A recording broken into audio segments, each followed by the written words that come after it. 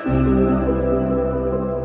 ना वेलकम है दोस्तों। इस वीडियो में हम लोग बात करने वाले हैं बीकॉम सेमेस्टर 6 का एक सब्जेक्ट जिसे कहते हैं आप लोग फंडामेंटल ऑफ इन्वेस्टमेंट। ठीक है, फंडामेंटल ऑफ इन्वेस्टमेंट बीकॉम यानी कि बैचलर ऑफ कॉमर्स सेमेस्टर 6 का डीएससी पेपर 4 यानी कि सबसे अंतिम पेपर। इसके बाद आप लोग का ग्रेजुएशन कंप्लीट हो जाता है ना। अब आइए देखते हैं कि अंतिम पेपर फंडामेंटल ऑफ इन्वेस्टमेंट किस टाइप का पूछा जाता है। चाहे आप भारत की किसी भी यूनिवर्सिटी से हों, अगर आपका सब्जेक्ट फंडामेंटल ऑफ इन्वेस्टमेंट है तो आपका काम में दे देगा। ठीक है, ये मायने नहीं करता कि आपका यूनिवर्सिटी क्या है, मायने ये करता है कि आपका सब्जेक्ट क्या है। ठीक है, तो देखिए 2017 से 20 के सेशन में पूछा गया पेपर है। फुल मार्क्स 100 होता है, जिसमें से 80 नंबर इस पेपर में और 20 नंबर आपको आपका कॉलेज देता है। क्वालिफाई करने के लिए चाहिए 32 मार्क्स, जो कि 80 का 40% होता है। समय आपको 3 घंटे दिए जाते हैं। इस पेपर में कुल 8 क्वेश्चन हैं और बोला जा रहा है कि आंसर यानी 4 क्वेश्चन, जिसमें क्वेश्चन 1 आपका कंपलसरी है और क्वेश्चन का लैंग्वेज आपका हिंदी और इंग्लिश दोनों भाषाओं में है। तो आइए देखते हैं आंसर। दोस्तों मुझे नहीं मालूम है, क्योंकि मैं अपने दोस्तों से आपको क्वेश्चन पेपर मांग के देता हूँ एंड इसका आंसर आपको अपने टेक्स्ट बुक या फिर गूगल के थ्रू फाइंड करना है। तो सबसे पहला प्रश्न है क्वेश्चन नंबर 1, जो कि कंपलसरी है। यह 2 अंकों वाले 10 ऑब्जेक्टिव टाइप के क्वेश्चन आएंगे। 2 अंकों वाले, ऑब्जेक्टिव नहीं, मतलब कि वेरी शॉर्ट आंसर टाइप में लिखना होगा आंसर, इसका केवल परिभाषाएं लिखनी होंगी। तो सबसे पहले देखते हैं क्या है क्वेश्चन नंबर 1 का ए। पहला है कि व्यवस्थित जोखिम से आप क्या समझते हैं, यानी कि what do you mean by systematic risk. B number है दोस्तों, निवेश वातावरण क्या है, यानी कि what is an investment environment. ठीक है, तीसरा है आपका निवेश नीति क्या है, यानी कि व्हाट इज इन्वेस्टमेंट पॉलिसी। तो निवेश करने से पहले मतलब कि इस चैप्टर का मुख्य उद्देश्य यह है कि निवेशकर्ता को अपने सारे पहलुओं की जानकारी होनी चाहिए कि हम कहाँ पे इन्वेस्ट करेंगे, कि कहाँ पे मुझे लाभ हो। दरअसल यही इस सब्जेक्ट का मेन मुद्दा है कि सिखाया जाए आपको। ठीक है, डी नंबर है मुद्रा बाजार से आप क्या समझते हैं, यानी कि what is a money market.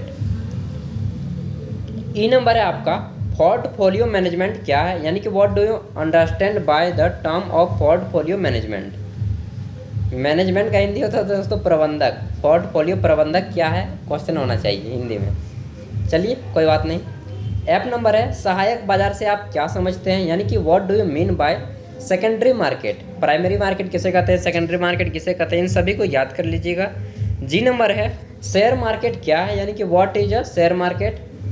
हम लोग बोलते हैं ना शेयर बाजार, जहाँ पे पैसे कब डूब जाता है कब दुगना हो जाता है कुछ पता नहीं चलता है यार ना। भारत में तो बहुत ज़्यादा इसके रिक्सी है दोस्त। एच नंबर है कॉल ऑप्शन से आप क्या समझते हैं, यानी कि what do you understand by call option.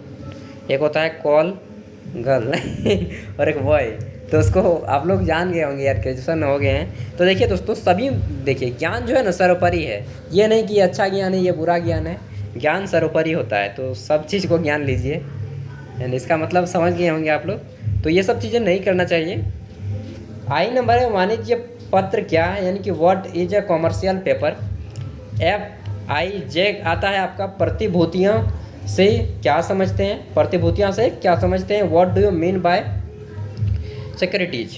ठीक है, उसके बाद आता है अब आपके 20 मार्क्स वाले क्वेश्चन, 20 नंबर वाले, और इसका आंसर आपको फाइनली अगर आपकी स्पीड ज़्यादा है तो डिपेंड करता है कि आप इसका आंसर 4 खड़ा पन्ना में दें। 4 खड़ा पन्ना मतलब कि 8 पेज, एंड अगर आपकी स्पीड एवरेज है तो आप इसका आंसर 3 खड़ा पन्ना यानी कि 6 पेज में दें। ठीक है, क्वेश्चन नंबर 2 है आपका निवेश वातावरण क्या है, यानी कि व्हाट इज इन्वेस्टमेंट एनवायरनमेंट। एक अच्छे निवेश कार्यक्रम की क्या विशेषताएं हैं, यानी कि what are the features of a good investment programme.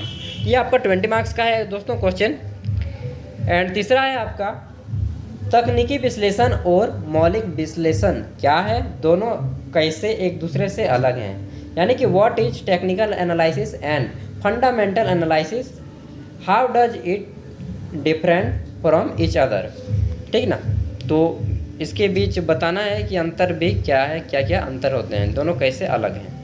चौथा क्वेश्चन दोस्तों जोखिम क्या है। जैसे कि आप बोलते हैं कि यार आदमी बनना है तो रिस्क तो लेना पड़ेगा, भविष्य में आगे चलना है, मतलब जीवन में आगे बढ़ना तो रिस्क तो लेना पड़ेगा।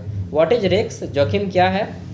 एक निवेश में शामिल जोखिम के कितने प्रकार होते हैं, what are the types of risk involved. In a investment. तो देखिए दोस्तों, किसी भी चीज़ में इन्वेस्टमेंट करते हैं तो रिस्क तो होता ही है जी। तो कितने प्रकार के होते हैं वो चीज़ आपको बताना है।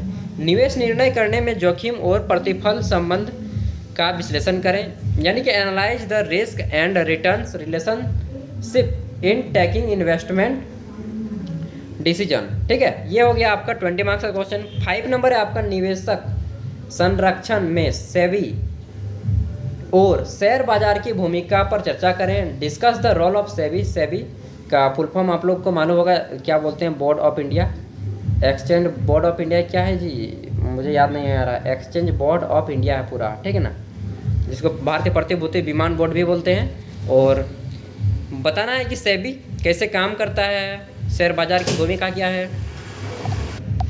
तो चलिए आगे बढ़ते हैं दोस्तों। कुछ हो गया था, मतलब कोई आ गए थे, इसलिए मैं वीडियो को पॉज कर दिया था। आगे देखते हैं, छठा क्वेश्चन है हमारा, साझा कोष से आप क्या समझते हैं, यानी कि what do you mean by mutual fund. यार ये जो शब्द है ना, बहुत डेंजर शब्द है, म्यूचुअल फंड। म्यूचुअल फंड बाजार जोखिम के अधीन है यार। नहीं, भारत में साझा कोष की कौन सी समस्याएं हैं, what are the problems of mutual funds in India.